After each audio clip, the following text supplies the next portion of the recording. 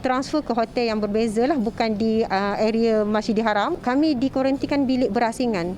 Tak boleh berhubung antara satu sama lain.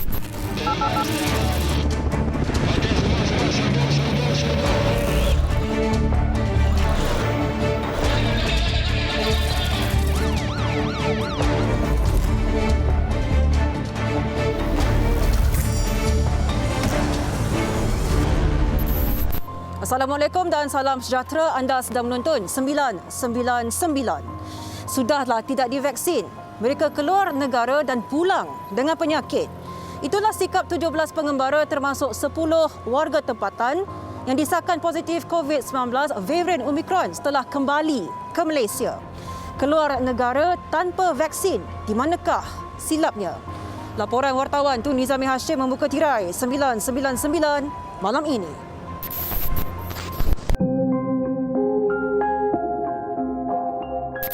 Daripada 122 pengembara positif varian Omicron, 14 tiada vaksinasi.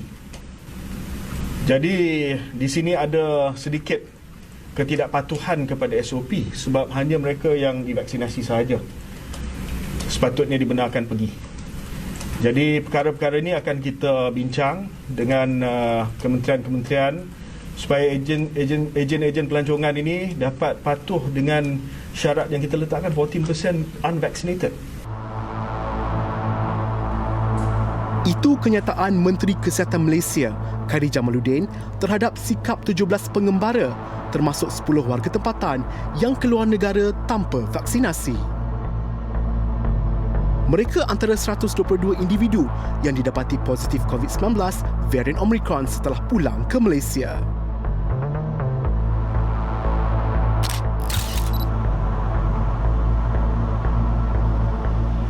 Menurut Ketua Pengarah Jabatan Imigresen Malaysia, Datuk Seri Khairul Zaimi Daud, pihaknya bekerjasama dengan Kementerian Kesihatan Malaysia dan Agensi Pengurusan Bencana Negara, NADMA, di pintu masuk lapangan terbang bagi mengesan pengembara yang ingkar prosedur operasi standard SOP. Sistem autogate yang ada di KLIA sekarang ini kita matikan untuk sementara. Ini untuk memastikan bahawa tidak ada mereka yang terlepas, ya. Dan semua, sama ada rakyat Malaysia ataupun warga negara asing, mereka mesti keluar dan masuk melalui kaunter immigration. Apabila mereka sampai di KLIA contohnya, mereka akan terlebih dahulu bertemu dengan pegawai-pegawai Kementerian Kesihatan yang akan membuat semakan status vaksin mereka, sama ada mereka COVID free ataupun tidak. Setelah selesai urusan di Kementerian Kesihatan, di kaunter Kementerian Kesihatan itu, baru mereka akan datang ke kaunter immigration untuk membuat semakan dokumen dan pas yang diberikan kelulusan oleh immigration. Jadi ini proses yang berlaku dari permulaan tempoh pandemik ini sehinggalah sekarang. Selain itu, pihak imigresen meningkatkan kawalan ketat di lapangan terbang termasuk menggunakan sistem pengkomputeran canggih bagi memastikan pintu negara tidak dibolosi pengembara tiada vaksinasi. Mereka yang masuk ini perlu mempunyai sijil vaksin dan sistem yang digunakan sekarang ini ialah dua sistem, iaitu sistem MySafe Travel di bawah Kementerian Kesihatan ini, yang mana sistem ini kita integrasikan dengan sistem MyIMS, sistem yang dipunyai oleh Immigration. Bagi mereka yang telah pun mempunyai sijil vaksin ini, apabila sampai di kaunter Immigration, semakan pasport dibuat di atas sistem, sijil vaksin mereka akan keluar di skrin, di paparan, dan pegawai kemudian akan memastikan bahawa hanya mereka yang mempunyai sijil vaksin ini saja yang dibenarkan untuk masuk. Datuk Seri Khairul Zaimi juga memuji kejayaan pihak polis Diraja Malaysia dalam menahan seorang doktor berusia 51 tahun yang terlibat dalam kegiatan penjualan dan pemalsuan sijil vaksinasi COVID-19 di Marang. Suspek dilaporkan telah menjalankan kegiatan itu sejak September 2021 dan mengenakan bayaran antara RM400 hingga RM600 kepada 1,900 individu yang dipercayai golongan anti-vaksin. Saya berasa amat gembira apabila pihak PDRM dapat menahan doktor ini kerana pengeluaran vaksin palsu adalah sesuatu yang sangat berisiko kepada kesihatan negara kita. Semua pengembara mesti mematuhi sepenuhnya peraturan dan prosedur yang ditetapkan oleh kerajaan sekarang. Jika tidak, mereka akan berhadapan dengan masalah apabila berada di negara luar kerana mereka tidak mempunyai dokumen yang sepatutnya untuk pulang dan mereka tidak dibenarkan untuk menaiki pesawat. Jadi apa jua peraturan yang ditetapkan oleh kerajaan, sama ada oleh Kementerian Kesihatan ataupun oleh Jabatan Immigration sendiri, saya harap mereka akan mematuhi sepenuhnya. Dan semua peraturan-peraturan ini boleh dilihat ataupun disemak di dalam media-media sosial kepunyaan Jabatan Immigration. Semua prosedur-prosedur baru ada di sana. Peningkatan kes COVID-19 varian Omicron sejak kebelakangan ini turut memberi impak kepada industri umrah dan haji. Perjalanan untuk melakukan umrah telah ditangguhkan selama sebulan bermula 8 Januari lalu dan para jemaah yang telah ke sana harus menjalani ujian COVID-19 2 hari sebelum pulang ke Malaysia, dan mereka telah kembali ke Malaysia harus menjalani proses kuarantin selama 10 hari di hotel dan juga stesen-stesen kuarantin yang telah ditetapkan oleh pihak NADMA. Presiden Persatuan Agensi Pelancongan Umrah dan Haji, Datuk Seri Razali Muhammad Syam, juga mengambil inisiatif untuk memantau agensi-agensi pelancongan agar tidak bersubahat dalam kegiatan pemasukan sijil vaksinasi melibatkan jemaah mereka. Peranan travel agent ni untuk memastikan dokumen itu lengkap dengan vaksin-vaksinnya semua dan diproseskan. Di Malaysia ni memang kebanyakan daripada syarikat travel agent ni mereka ahli papur kebanyakannya. Kita ada ahli lebih kurang 900 lebih yang buat umrah dan haji. Dan di Saudi kita panggil muasasah yang buat di sana. Juga ada juga syarikat travel agent di Saudi juga yang bekerjasama dengan kita. Bukan katakan Saudi yang kena COVID, di lain negara pun kena. Cuma kita kata balik di kuarantin, dan kalau boleh kita minta jemaah yang nak pergi umrah tu sediakan tempat kuarantin dulu baru pergi. Kita minta kerjasama daripada kerajaan dengan travel agent untuk membuatnya. Tetapi dalam kumpulan pun kita, selain pada muasasah yang kita pakai, kita boleh pakai travel agent sana untuk koordinat kita punya perjalanan. Jadi yang untuk DIY ni, mereka cuma perlu jaga SOP je. Itu yang paling mustahak. Yang sebenarnya yang pergi umrah tu mereka cukup jaga, dan orang Malaysia ni cukup jaga dengan tata tertibnya. Jadi saya rasa kalau boleh jangan ditangguhkan, cuma diketatkan. Itu saja.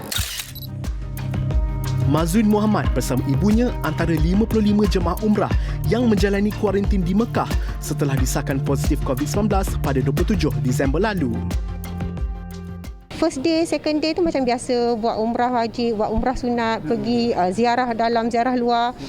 Selepas hari nak balik tu, sebelum nak balik tu kita diwajibkan buat PCR lah kan. 2 hari sebelum fly kita kena buat PCR. Yang negatif dibenarkan pulang, yang positif kena kuarantin. So perasaan kat situ memang kalut lah. Ada yang nangis sebab tak boleh nak balik, dengan nak fikir lagi macam-macam, banyak benda kan nak kena fikir.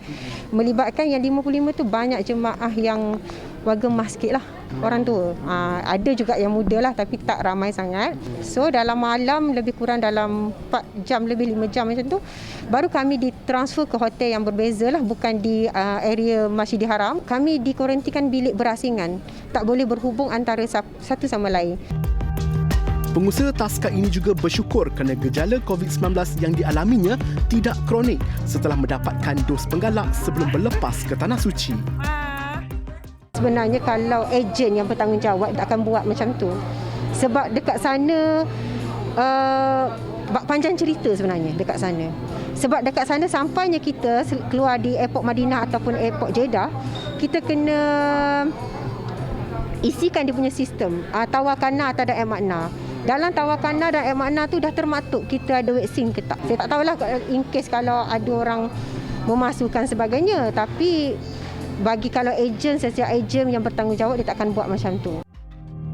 Individu yang terlibat dalam kegiatan pemalsuan sijil vaksinasi COVID-19 boleh didakwa di bawah Seksyen 420 Kanun Kesesaan kerana menipu.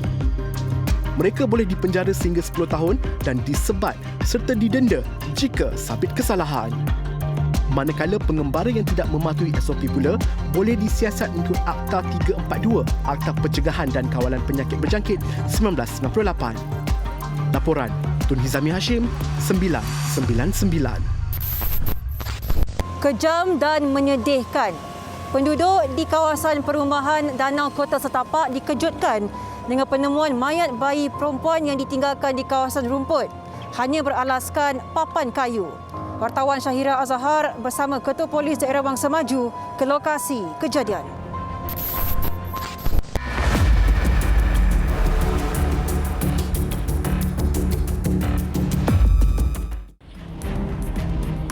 Menyayat hati dan memilukan apabila melihat mayat bayi yang baru lahir ditinggalkan begitu sahaja.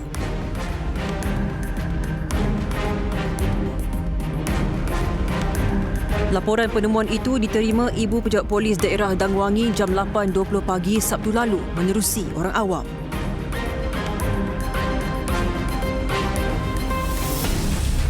Menurut Ketua Polis Daerah Wangsa Maju, Superintendent Ashari Abu Samah, pihaknya bergegas ke lokasi kejadian sejurus menerima laporan. Jadi berdasarkan maklumat tersebut, pihak polis bersama dengan pasukan pagar penyiasat telah pergi ke tempat kejadian dan kita telah menemukan seorang bayi perempuan dalam keadaan terlangkup, terlentang dan di atas sekeping papan di kawasan berumput di Blok A, flat Setapak, Danau Kota Setapak KL. Hasil pemeriksaan di lokasi kejadian mendapati mayat bayi perempuan yang ditinggalkan baru berusia 1 hari. Pihak polis turut percaya pelaku sengaja meletakkan mayat bayi berkenaan di kawasan lapang ketika semua penduduk sedang berada di kediaman masing-masing. Sebelum ini pernah kita juga menemui bayi-bayi ini, tetapi saya yakin bayi ini diletakkan di kawasan ini supaya mereka yang pelaku ini ingin bayi ini ditemukan oleh orang awam. Sebab sebelum ni kita jumpa bayi di dalam tong sampah dan sebagainya. Tetapi bayi ini ditinggalkan sini kerana kawasan ini adalah kawasan laluan orang. Jadi kita syakilah bayi ini tinggalkan mungkin di awal pagi, mungkin pukul 3-4 pagi. Pihak polis menyerahkan mayat bayi berkenaan kepada unit forensik Hospital Kuala Lumpur untuk bedah siasat. Hasil pemeriksaan mendapati bayi itu telah meninggal dunia dalam tempoh kurang 24 jam. Untuk makluman, pada 9 hari bulan 1 2022, pihak HKL telah menjalankan bedah siasat kepada bayi ini dan mengesahkan bahawa punca kematian dia adalah ada sedikit kecederaan di bahagian dalaman, yang mana tidak dapat disahkan puncanya lah. Menetap hampir 10 tahun di perumahan flat ini, Juni Jordan antara penduduk yang tidak menyangka kejadian pembuangan bayi berlaku berhampiran kediamannya. Memang amat-amat sedih tau. Hari itu ternampak memang kesian sangat-sangat bayi tu, tak tahu apa-apa, tak faham apalah salah dia kan. Kalau ia pun tak nak jaga baby tu, letaklah pada kat surau ke, dekat rumah-rumah kebajikan ke, ataupun bagi pada yang memerlukan, yang nak sangat baby. Sebab ada juga yang ibu bapa tak ada anak kan, lama menunggu nak juga merasa ada anak. Pihak polis masih menjalankan siasatan untuk mengenal pasti suspek. Kes disiasat di bawah Seksyen 318 Kanun Keseksaan kerana menyembunyikan kelahiran dengan jalan membuang mayat dengan sulit. Syahira Azhar, 999.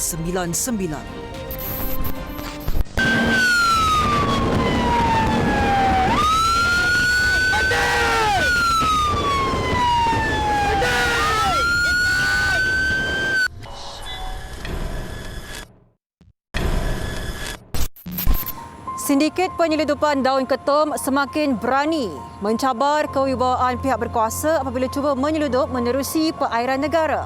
Namun, cubaan sindiket itu untuk menyeludup keluar 5 tan daun berkenaan berjaya dipatahkan Agensi Penguasaan Maritim Malaysia, Kedah.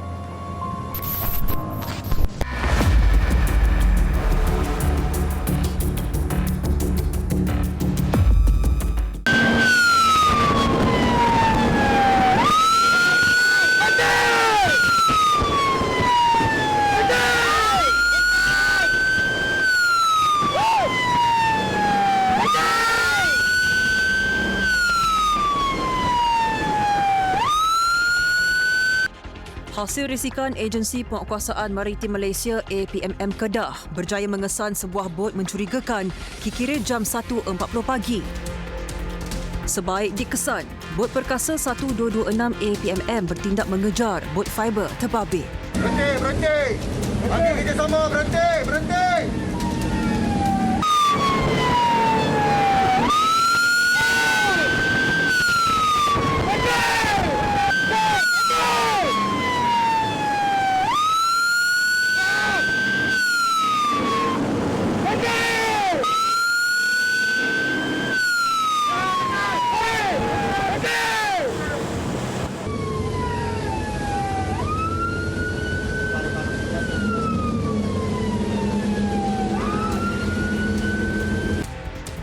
Selepas mengejar hampir 10 minit, bot fiber yang dikemudi tekong yang mahir dengan selok belok laut akhirnya berjaya dipintas.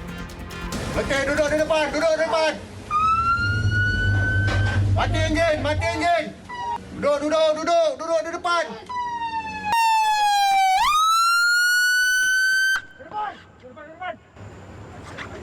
Depan!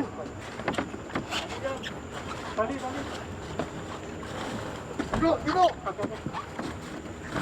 Buka. Seorang duduk sana, seorang buka.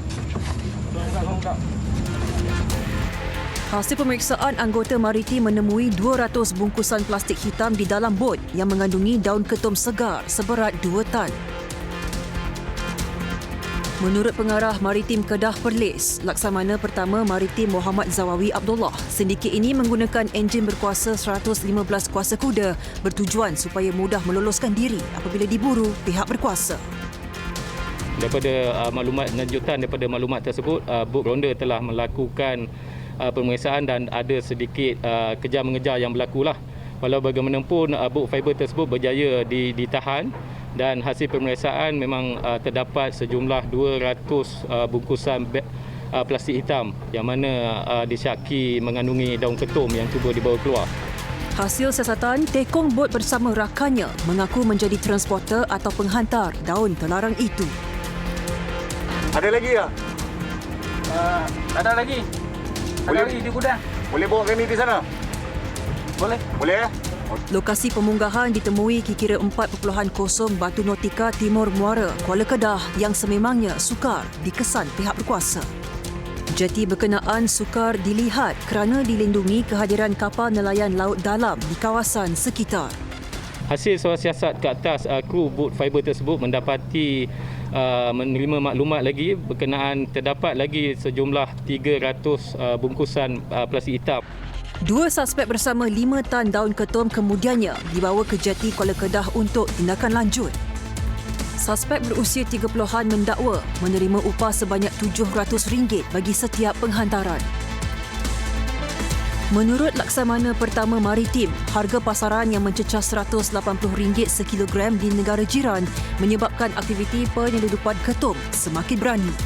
Terdapat sedikit perubahan yang mana saya lihat sindiket penyeludupan daun ketum ini telah sedikit sebanyak mencabar agensi penguatkuasa negara kita, sama ada APMM, Polis Diraja Malaysia ataupun lain-lain agensi yang melakukan pengawasan atau pemantauan keselamatan di perairan negara kita dengan melakukan penghantaran atau penyeludupan dalam skala yang besar. Kes disiasat di bawah Seksyen 30-3 Akta Racun 1952 kerana penyalahgunaan ketum termasuk mengimport, menjual, memproses dan lain-lain berkaitan bahan terbabit. Jika sabit kesalahan, boleh dikenakan hukuman denda tidak lebih RM10,000 atau penjara tidak lebih 4 tahun atau kedua-duanya. Di Sabah, pelbagai agensi bersiap siaga menghadapi kemungkinan berlakunya bencana alam ketika monsun timur laut yang juga boleh menyebabkan fenomena air pasang besar. Ikuti perincian pemantauan dan persiapan agensi-agensi berkenaan dengan kerjasama masyarakat setempat menghadapi fenomena itu dalam tragedi 999.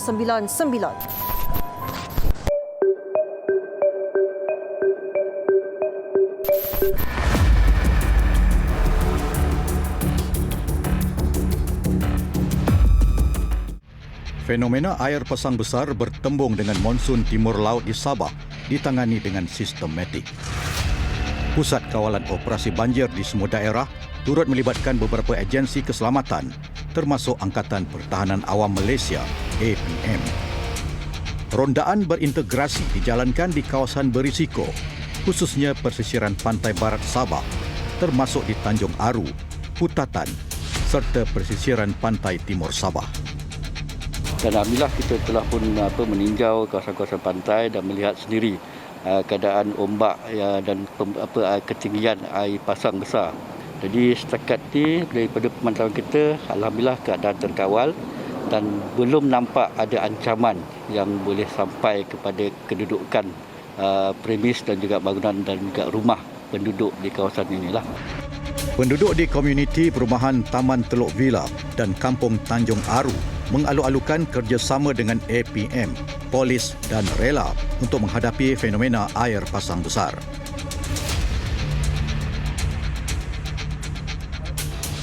Kita harap benda ni, perkara macam ni akan berterusan lah.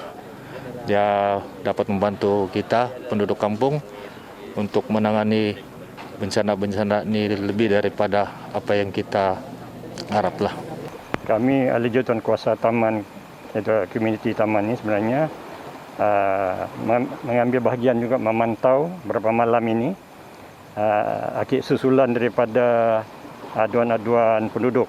Jadi di sini saya ambil kesempatan menyampaikan kepada penduduk di Taman Teluk Villa ini agar jangan panik dan sentiasa mendengar berita-berita yang sahih. Orang ramai diminta peka dengan amaran cuaca yang dikeluarkan Jabatan Meteorologi Malaysia. Kita beroperasi 24 jam, jadi hubungilah kami dan patuhilah arahan-arahan, nasihat dan amaran yang dikeluarkan oleh Met Malaysia. InsyaAllah kalau kita patuhi, kita dapat mengurangkan kesan-kesan impak kepada orang awam dan juga harta benda. Untuk maklumat tepat mengenai fenomena ini, orang ramai diminta merujuk kepada pihak berkuasa dan tidak mudah mempercayai informasi tidak sahih yang ditularkan di media sosial.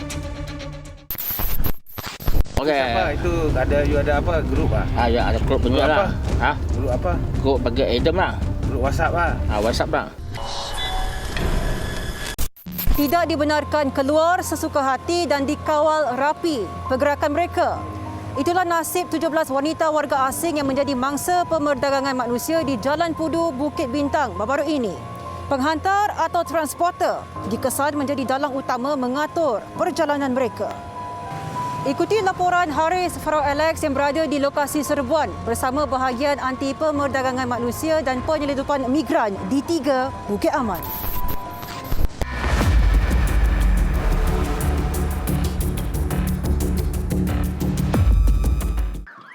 Bukan sahaja tidak dibenarkan keluar kenderaan sesuka hati, malah sindiket pelacuran yang bergiat aktif di sekitar Jalan Pudu dan Bukit Bintang, Kuala Lumpur dikesan turut memegang dokumen perjalanan setiap mangsa. 6 kenderaan khas yang digunakan bagi tujuan penghantaran wanita warga asing berjaya disekat pasukan dari bahagian anti perdagangan manusia dan penyelundupan migran di 3 Bukit Aman, berhampiran sebuah hotel di Jalan Bukit Bintang. Mana kondom yang simpan? Tunjuk saya. Mana kondom yang simpan?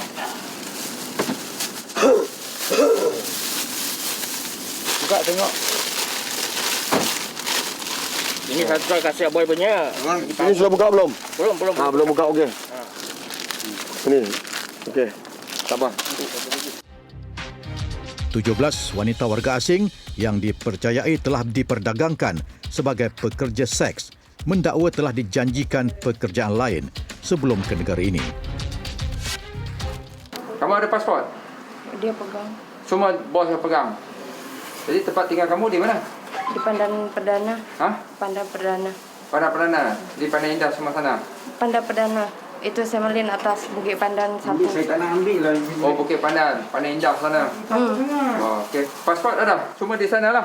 Okey. Alright.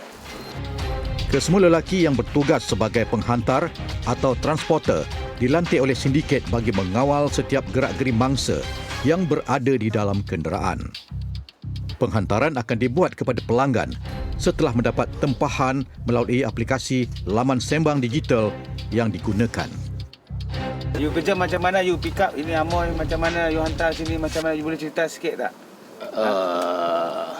Macam office call saya. Itu office apa? Itu ada you ada apa? Grup Ya, ada grup punya lah. Grup apa? Grup bagi item lah. Grup WhatsApp WhatsApp lah. Okay. Macam mereka cakap Putu Plaza sana atau Amoy pergi hantar loh. Atau Times Square sana atau Amoy pergi Times Square sana hantar loh.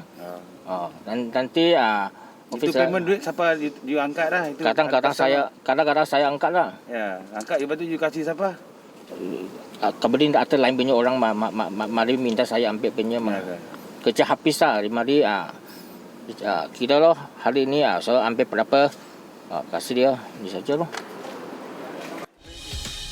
Setiap pelanggan akan dikenakan bayaran sebanyak RM250 bagi setiap 1 jam.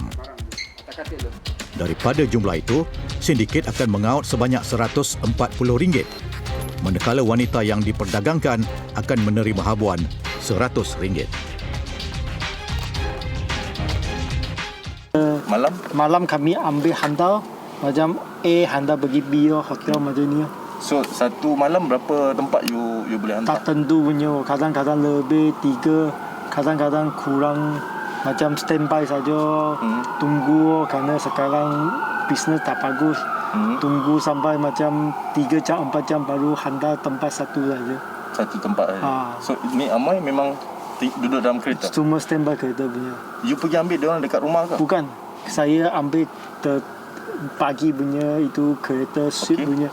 Dia macam dia order dia pusing Maria. So dia transfer sini. Kami mana-mana standby tunggu dia panggil dia naik saya kereta. Sama Malaysia. Menurut mangsa yang diselamatkan, pergerakan mereka dikawal ketat sepanjang bekerja selama 12 jam dan hanya dibenarkan makan di dalam kereta yang dinaiki. Ke rumah dia kalau mau start kerja dia orang ambil daripada rumah lah. Dari rumah pergi kepada customer. Hotel kadang kalau tak standby dalam kereta lah pusing-pusing. So selalu standby dalam kereta saja tunggu sampai ada customer. Okey. Penggunaan transporter dipercayai bagi mengelak daripada dikesan pihak polis apabila kenderaan yang membawa mangsa akan berlegar di sekitar Kuala Lumpur sebelum menerima maklumat tempahan pelanggan.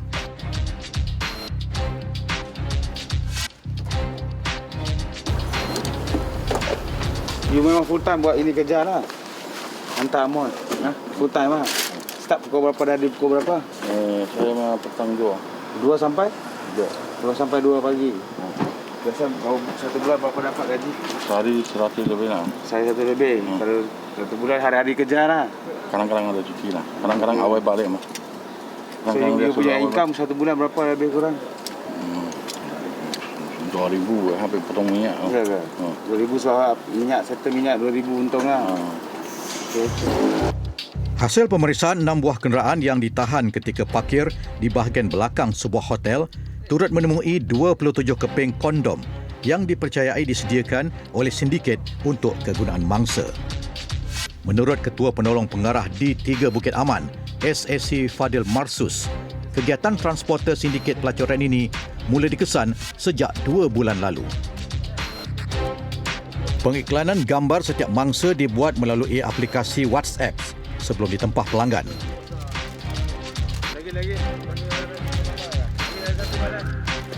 Macam kerja-kerja driver hantar punya hantar dia punya ejen punya buat punya ni. Kami tak ada hantar mereka balik. Ada dia pun tahu takut kami tahu dia tempat. Nanti ada masalah kami pun susah. Okey, so you tak campur itu hal tak campur. Kami untuk kerja hantar. 11 telefon bimbit serta wang tunai sebanyak RM2,534 yang disyaki hasil daripada aktiviti pemerdagangan manusia turut dirampas pihak polis.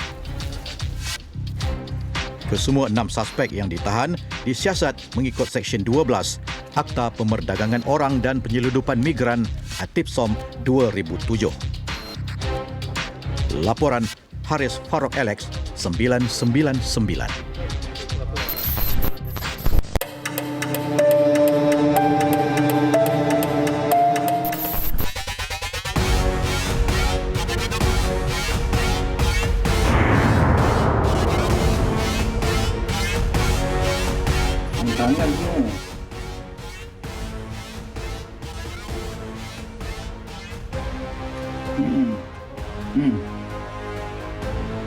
Rentak pakai tangan. Duduk pakai tangan.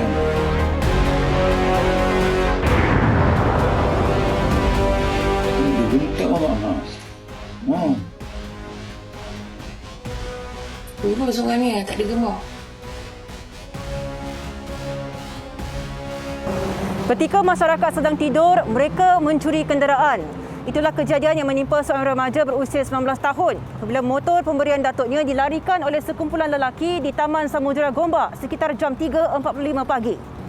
Video rakaman kamera litar tertutup CCTV memaparkan aksi suspek melakukan jenayah itu menjadi tular di media sosial sehingga mencecah lebih 28,000 jumlah tontonan di laman Facebook.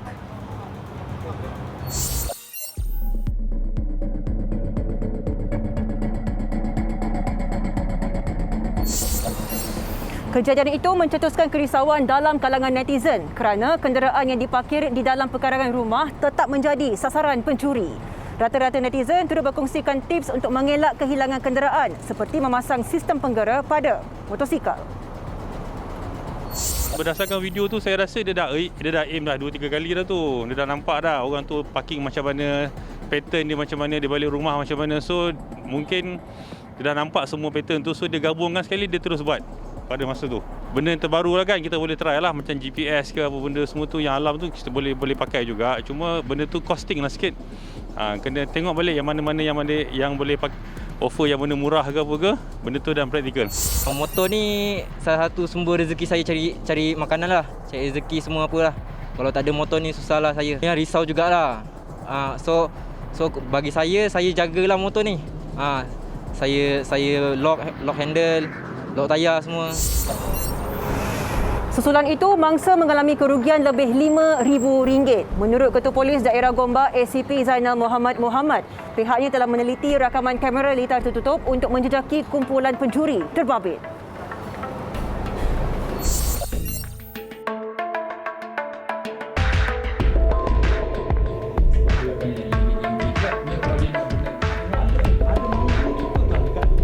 Dalam kejadian ini, suspek mengambil masa lebih kurang dalam 1 minit saja. Motosikal itu dia tidak ada modified ataupun tidak ada diubah suai. Dan ini merupakan motosikal yang menjadi target kepada penjenayah untuk spare part, untuk dijual. So, kalau kita tengok juga, penjenayah ini dia prepare untuk melakukan jenayah. Tengok dengan glove yang dipakainya, dan mereka beranggapan dengan fingerprint mungkin dia itu mudah untuk dikesan. Walau bagaimanapun, fizikal dia sendiri daripada CCTV ini boleh membantu kami untuk mengesan dan menangkap mereka-mereka yang terlibat. Sepanjang tahun 2021, pasukan polis dari IPD Gombak telah pun menerima sebanyak 354 laporan mengenai kes kecurian motosikal. Dan daripada jumlah itu, seramai 56 individu telah pun ditahan kerana disyaki terbabit dalam kes kecurian motosikal. Saya mohon kerjasama daripada publik ataupun masyarakat, seandainya ada maklumat-maklumat yang boleh membantu di dalam siasatan ini, agar tampil dan memberikan maklumat tersebut kepada pihak kami. Kes kini disiasat mengikut Seksyen 379 Kanun Keseksaan kerana mencuri motosikal, dan suspek berdepan hukuman penjara sehingga 7 tahun atau denda atau kedua-dua sekali jika sabit kesalahan. Come here. For what? Here. Yeah. I come to meet my boyfriend. Meet your boyfriend? Who's your boyfriend?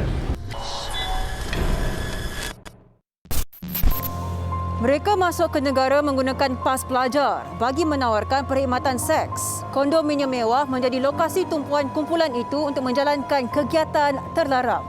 Itulah antara modus operandi yang digunakan sindiket pelacuran warga dari benua Afrika. Ikuti serbuan Jabatan Imigresen Malaysia yang disertai wartawan Syahira Azhar.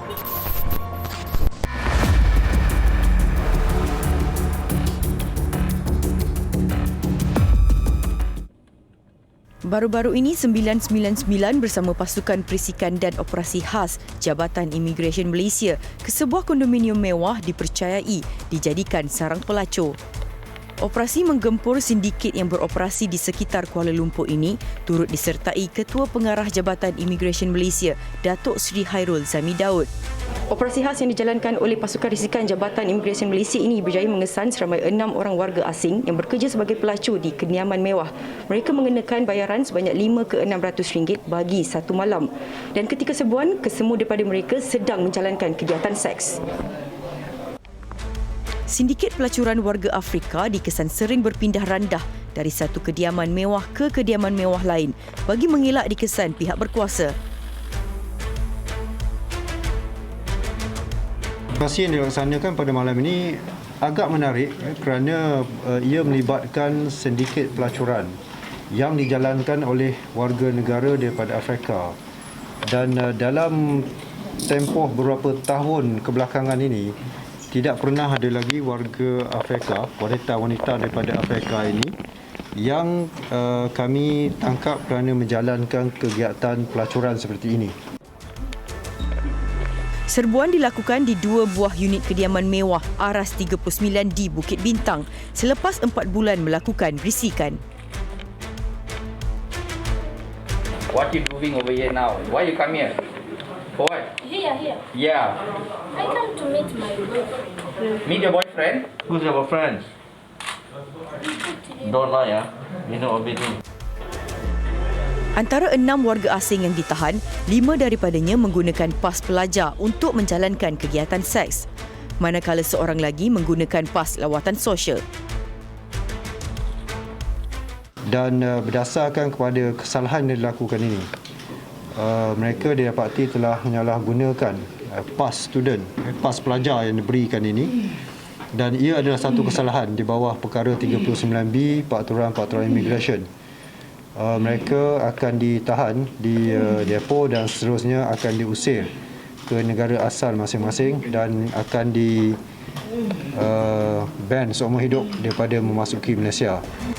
Sindiket ini dipercayai akan berpindah ke kediaman mewah yang lain dalam tempoh tertentu dan masih menggunakan wanita yang sama sebagai umpan. Tawaran hanya tertumpu kepada pelanggan tetap yang boleh berhubung secara terus dengan pekerja seks warga Afrika berusia 20-an. Pelanggan mereka kebanyakannya terdiri daripada warga negara mereka sendiri dan juga terdapat rakyat tempatan yang melibatkan diri di dalam kegiatan ini. Dan cara beroperasi mereka ini sudah tentu seperti mana kegiatan sindiket yang lain, menggunakan aplikasi WeChat. Tempahan dibuat terlebih dahulu, kemudian bayaran ada yang dimasukkan ke dalam akaun dan ada juga yang dibuat secara tunai. Setiap pelacur dipercayai menawarkan bayaran sehingga RM600 satu malam dan mampu meraih sehingga RM7,000 sebulan melalui kegiatan haram yang dijalankan. Dalam serbuan ini, 6 wanita warga Afrika dipercayai pelacur dan 3 pelanggan lelaki warga asing ditahan dan direman selama 14 hari untuk siasatan lanjut. Kes disiasat mengikut Seksyen 15-1-C Akta Imigresen 1959 Palang 63 dan Peraturan 39B Peraturan Imigresen 1963 kerana tinggal lebih masa serta salah guna pas. Seramai 7 warga asing ditahan dalam satu serbuan oleh Jabatan Imigresen Malaysia ke atas sebuah pusat pelacuran yang lebih dikenali sebagai Rumah Merah di Ibu Negara Khamis lalu. Ikuti perinciannya dalam rangkuman Kejadian Jenayah Seminggu 999.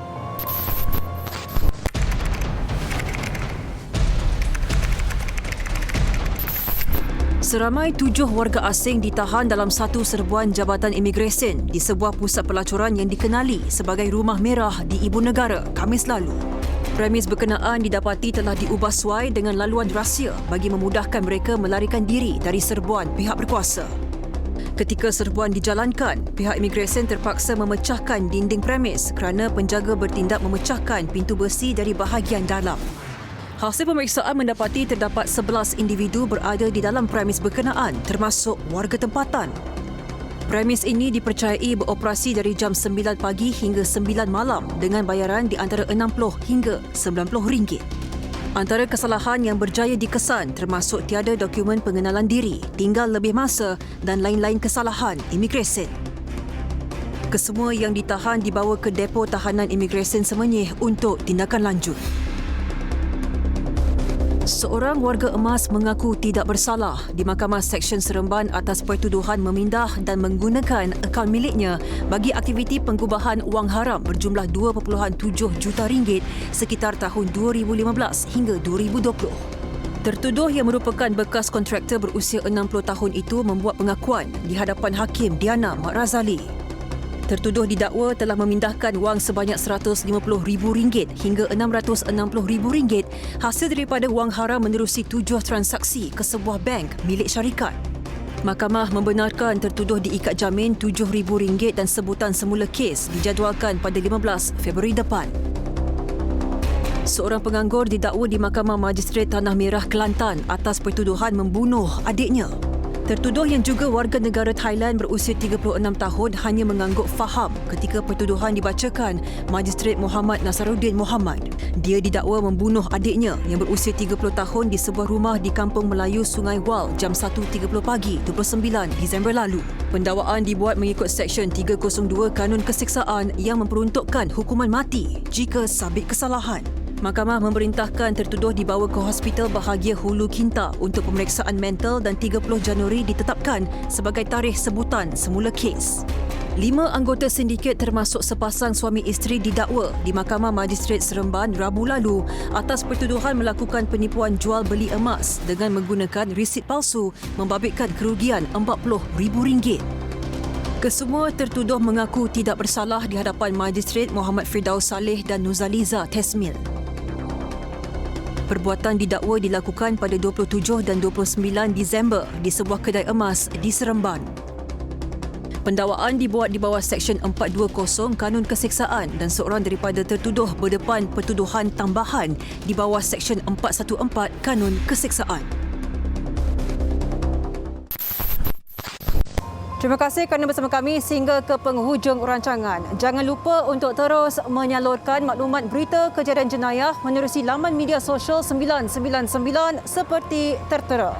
Dengan itu, sekian sahaja daripada kami. Assalamualaikum dan selamat malam. Ingat, jenayah membawa padah.